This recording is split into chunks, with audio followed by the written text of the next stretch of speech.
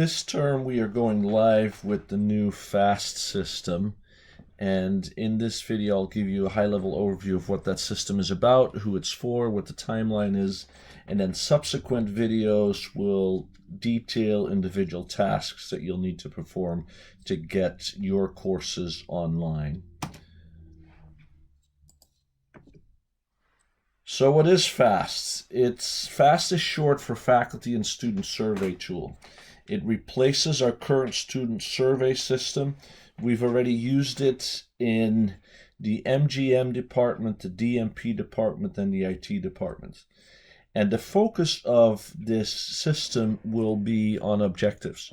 Students will rate the individual courses based on the course objectives, and then there are also some additional supplemental questions similar to the surveys that we're already used to. But the focus really is on whether or not the student feels that a particular objective was met.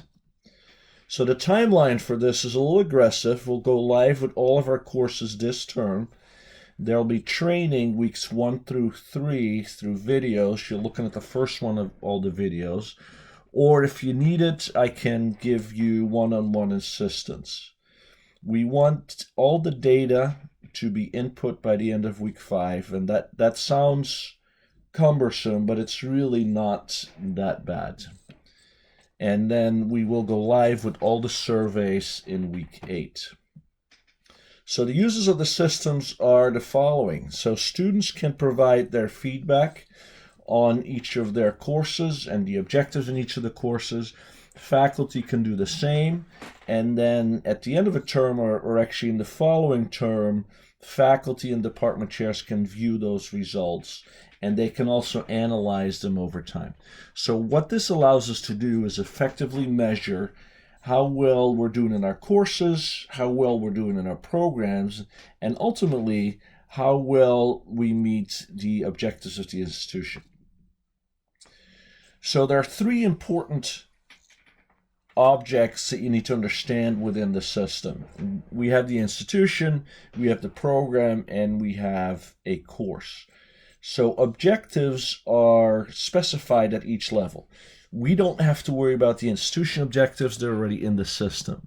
But you will need to make sure that for each of your programs, there are objectives that are specified in the system, and the same thing for course objectives. And then what you need to do is you need to map program objectives to institution objectives and course objectives to program objectives. So here are some of the things that you'll need to do, and I'll have videos for each of these. So you'll need to build program objectives, you'll need to put the courses into the system, then you'll need to map the courses to the correct program. You'll need to edit course objectives. You'll need to then map the program objectives to institution objectives, and you'll need to map course objectives to program objectives. And then finally, once all that's done, you'll need to approve all of the courses in your system. And you do that by unlocking locked courses or courses that have not yet been approved. So the next videos will go into each of these bullets, and I'll have very short videos on each of these bullets as well.